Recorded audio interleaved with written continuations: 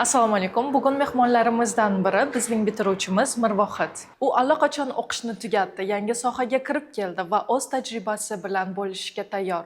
Ushbu intervyuda biz uning yo'li qanday o'tganini, kursdan nimalar olganini va qanday natijalarga erishganini bilib olamiz. Eng muhimi, u hayotiga o'zgartirish haqida endi o'ylayotganlarga qanday maslahat berishni eshitamiz. Assalomu alaykum Mirvohid. O'zingiz haqingizda qisqacha ma'lumot bersangiz, bizga kelishingizga qadar nimalar bilan shug'ullangansiz? Assalomu alaykum. Men ismim Mirvohid Mirabzalov. Men hozirda maktabda 11-sinfda o'qiyman va oldin hali hech qanaqa ishlab ko'rmaganman.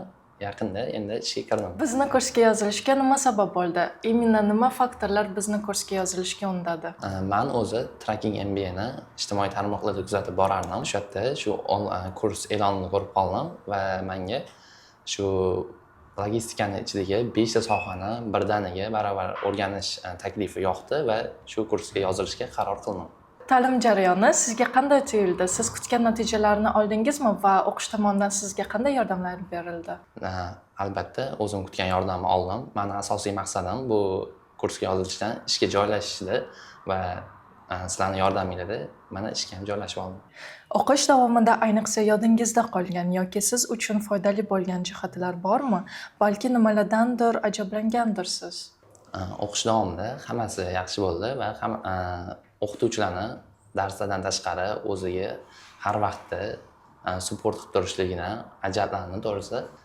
Keyin bu kursning foydali tomonlaridan yana biri 5 ta kasb birdaniga o'rganish. Misol uchun, agar dispetcherlikda fail qilsa, boshqasiga o'zini inson sinab ko'rsa bo'ladi. Shunisi menga foydali bo'ldi. Endilikda qayerda siz ishlayapsiz va ish topish jarayoni sizga qiyinchilik tug'dirmadimi? Martin Express nomli logistik kompaniyasida updater positionida ishlayapman. 2 hafta davomida stajyovkada ishladim va 2 haftadan so'ng mendan test olishdi va testdan muvaffaqiyatli o'tib, hozirda ishga joylashdim. Marshall Express 2019-yilda tashkil topgan bo'lib, hozirda 70 dan oshiq ishchilar mavjud.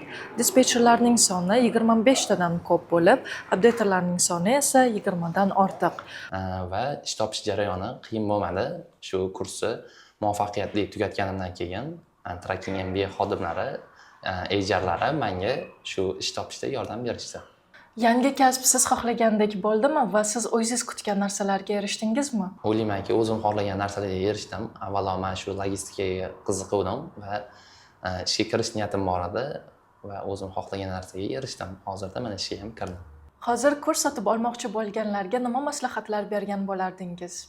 Hozirda kimdir agar logistikada ishga kirmoqchi bo'lsa, avvalambor men shu kursni tavsiya qilgan bo'lardim. Chunki agar shu kursni muvaffaqiyatli tugatishsa, sizlar yana albatta ularga ish topib berishga yordam berasizlar va ular ham logistikadagi 5 ta kasbni mukammal darajada o'rganishadi.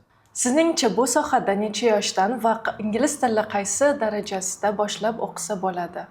O'ylashimcha 17 yoshdan boshlab bu sohada ishlasa bo'ladi va ingliz tili darajasi agarda B1 yoki undan da baland bo'lsa, bu sohada muvaffaqiyatga erisha oladi. Meni o'zimni ingliz tilidagi hozirgi darajam C1 va men IELTSdan 7 ball olganman. Katta rahmat sizga Mirvohid. Bizga vaqt ajratganligingiz va samimiy suhbatingiz uchun. Siz bizga juda ham katta ma'lumotlarni berdingiz va bizni kelajakdagi va hozir o'qiyotgan studentlarimizga katta motivatsiya bo'ladi degan umiddamiz. Agar siz ham Mirvohidga o'xshab logistikada ishlamoqchi bo'lsangiz, izohlarda plus belgisini qoldiring va biz siz bilan bog'lanamiz.